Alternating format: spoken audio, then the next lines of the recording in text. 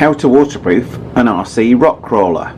Well, this is my Axial X10 deadbolt and it's naked form. Well, if you love rock crawling, at some point you're probably going to want to go through water, probably quite a lot of water. Myself, I wanted to see just how deep water I could go through. In fact, I want to go fully submerged, as one of my videos shown below this one will be testament to the fact this water crawler 100% waterproof. So, how did it get there? Let's go and have a look. Okay, before I show you what I did to waterproof this RC rock crawler, I know some aspects of this video may be controversial to some people, but rather than putting a comment saying, oh, I wouldn't have done that, that's an awful solution, put a comment on there saying how you would have done it, so as to help other people watching this video. Don't just say, oh, that's an awful waterproofing solution. Tell other people how you'd have done it better. That helps everyone. So why do I reckon this is a very good waterproofing solution that I put in place on this Axial X10 deadbolt rock crawler? Well, first of all, this thing has undergone full submersion. There's a link to a video below this where you'll see the camera on this car. The thing goes underwater in a lake, crawls along the waterbed and out the other side. 100% full submersion. That's just not water splashing, that's 100% watertight. That's what this vehicle has done, so I know it works. So what did I do to get there? Power to the people. Simply put, without the right ESC in there, you ain't going to be getting power to your receiver, you ain't going to be getting power to your servo. So unless the ESC is waterproof, forget it from the outset.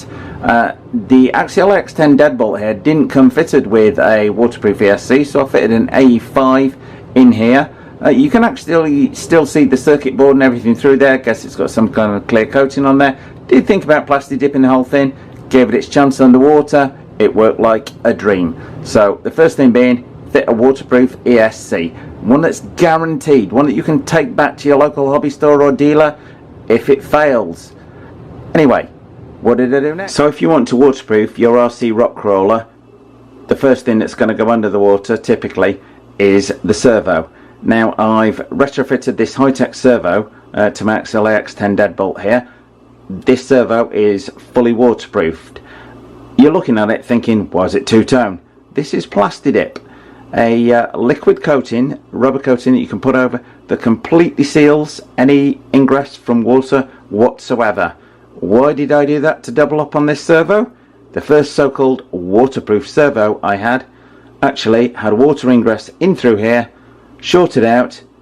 That sent a signal back up to the ESC via the receiver the wrong way. The ESC ran absolutely red hot, nearly fried the thing and my LiPo before disconnecting the thing. That's why I've doubled up on the protection on here. Tube of grease. Why the hell would you need grease? Well, I put a video up, a link to a video below this one, which shows how to completely waterproof a non-waterproof servo, again by dipping the whole thing in Plastidip.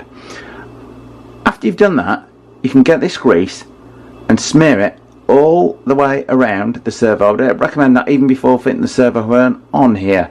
Then, as the servo horn turns around, there is no water ingress at all, thanks to the grease. You can get this stuff for about $5. Fully waterproofs the servo from any ingress into the top. So you can make a waterproof servo from one that isn't waterproof. So, obviously this is going to need a signal from a receiver. Don't want that getting wet, do we? Now moving onwards, obviously our servo gets its signal from the receiver box. So, how is that waterproof on an Axial? Is it hell? Well, when it comes to how to waterproof an RC rock crawler, Axial claim the X10 deadbolt receiver is waterproof. I can tell you 100% it is not. You get this thing under full submersion, it will leak water like a sieve and short out eventually. So what did I do on here to waterproof it? Well, there is a link to a separate video where I dip the entire receiver in Plastidip. So what is Plastidip? Well, there's another video I've got linking to this one just below it, showing how to Plastidip your receiver. This stuff is, to be honest, fairly horrible when you open the lid. It's a kind of black gunky stuff. There's a nice liquid form to it.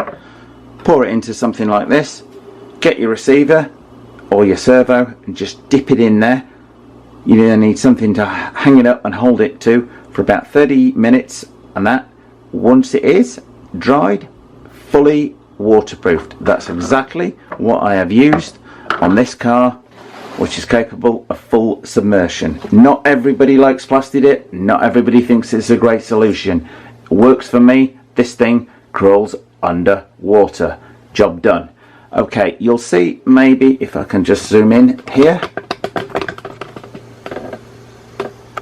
Okay, on the top here, I've gone even more over the top and just used grease along the top just to seal the wires even further. I find grease in general around the receiver area works better than glue in terms of keeping anything out. Again, putting the grease around here many would regard as overkill, but I wanted this rock crawler to go fully underwater, so I'm just adding double protection wherever I can.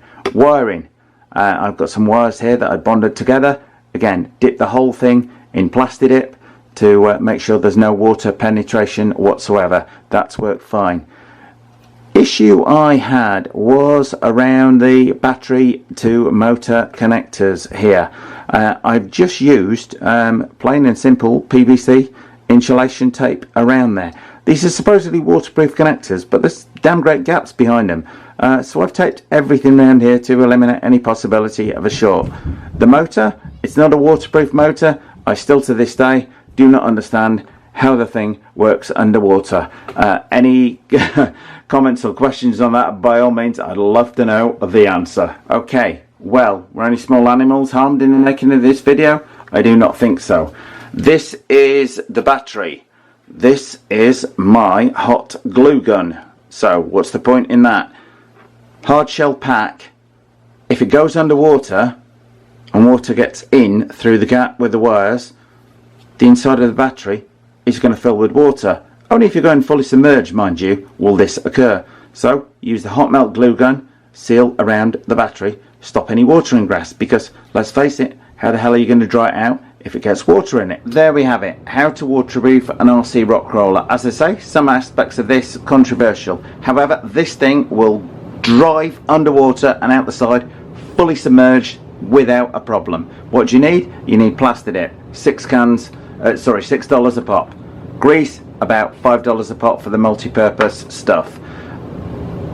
Waterproof servo, if you want one, probably about 50 bucks, but using the plastic dip you can waterproof any servo, and again combine that with the grease, very cheap solution. So as I say, all comments, questions welcomed about this. You got any better solutions? Post them below. If you did like this video, then please do like and subscribe.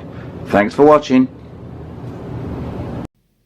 Thanks for watching. I hope you liked this video. If you did, then please do like and by all means subscribe.